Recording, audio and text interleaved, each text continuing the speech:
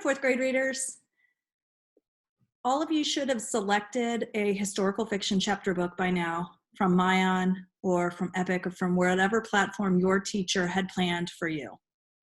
It's important for you to have this book ready to go because all of the activities we'll be doing from now until the end of the year will have to do with historical fiction and the books that you're reading from that genre. For today's lesson, you will need your reader's notebook and a pencil.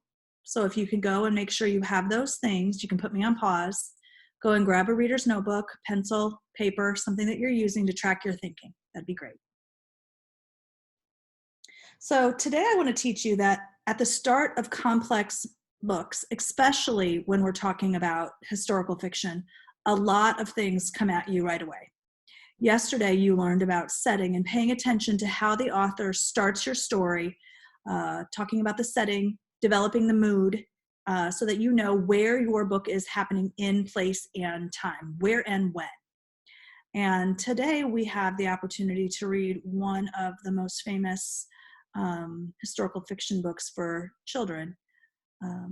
In all time, there's people that have been reading Number of the Stars all over the world, and this book has been written in several different languages. And so Number the Stars is a book that we will be reading for the remainder of our time together. So if you can, open up your reader's notebook, and I want you to write, fit the pieces together. Under fit the pieces together, the author usually comes at you with the who, what, when, where, and why. Now, you might not get all of those things at once, but the author brings those to you right at the beginning of the story to set up the plot.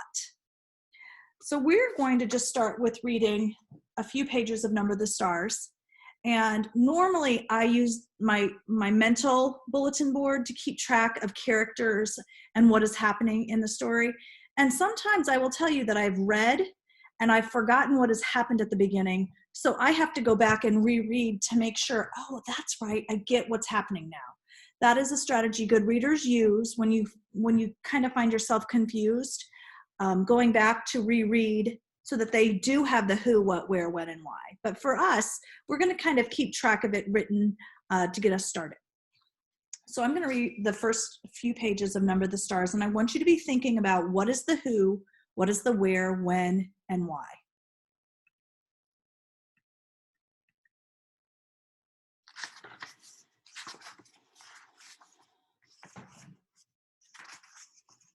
Okay, so I'm flipping through the introduction, but this is a wonderful book. If you ever have a chance to read it from the library on your own, it'd be a great book to add to your repertoire.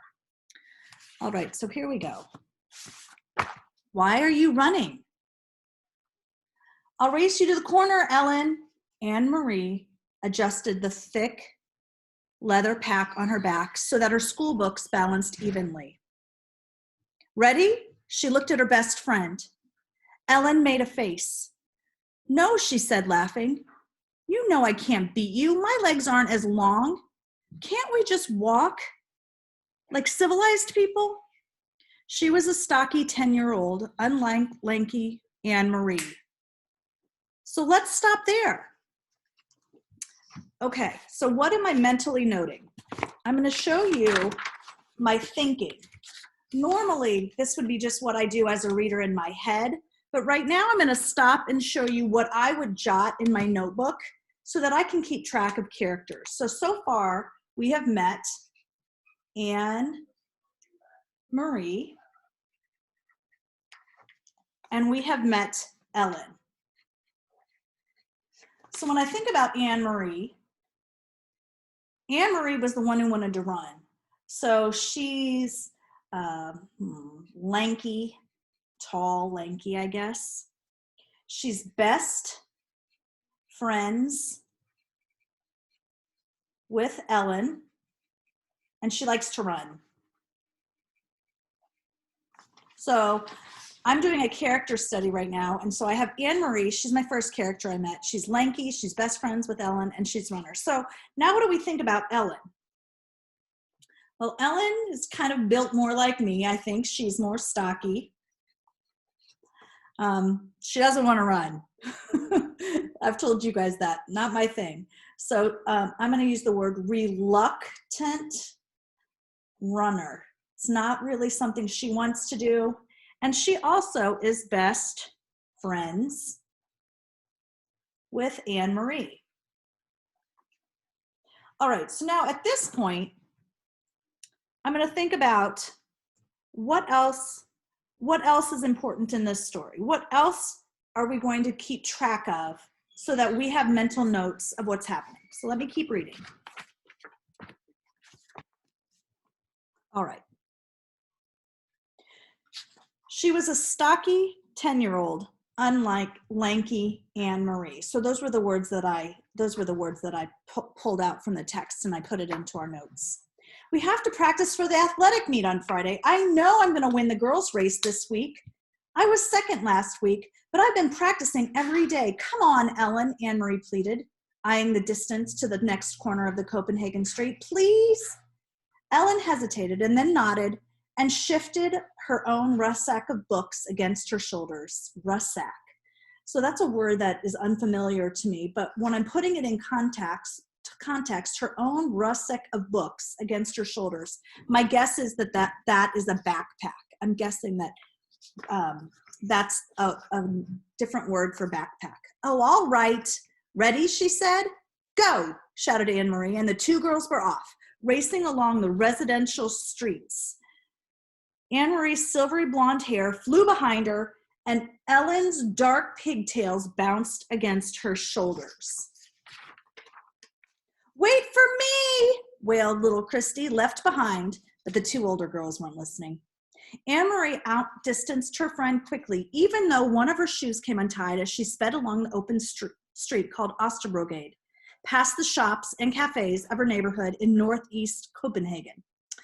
Laughing, she skirted an elderly lady in black who carried a shopping bag made of string. A young woman pushing a baby in a carriage moved aside to make way. The corner was just ahead. All right, I'm going to stop there, and I want you to think they brought something in about the where, when, why, and how, and the word was Copenhagen. Copenhagen, and Copenhagen has to do with the where. So what I'm going to do right now, I looked up where Copenhagen might be, and I want to show you what I found.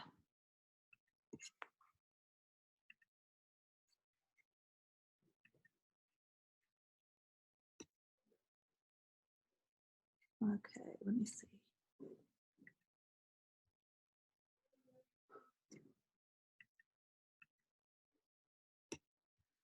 Okay, can we see this? Let me see if I can. Now, Copenhagen is right here. It is a city in Denmark. So this is how far away this story is taking place. This is Germany, Poland. You can look up here, Sweden, Norway. This is in Europe. Here's where England is, the United Kingdom, Ireland. But the place that this story takes place is Copenhagen. And so that is something that when you are reading your texts, the where and when is very important for the understanding of what is happening in your story. Okay, now at this point, when you go and do your work, I want you to jot down in your reader's notebook, fit the pieces together. I want you to write who, what, where, when, and why. You should have the where the story is taking place. You should have an idea of when the story is taking place, because that is specific to historical fiction. You can start with the who.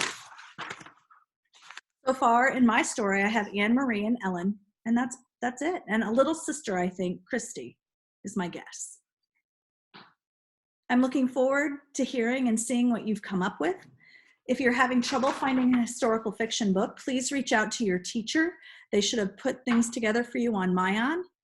And I'm looking forward to sharing this journey of historical fiction with you. Have a great day.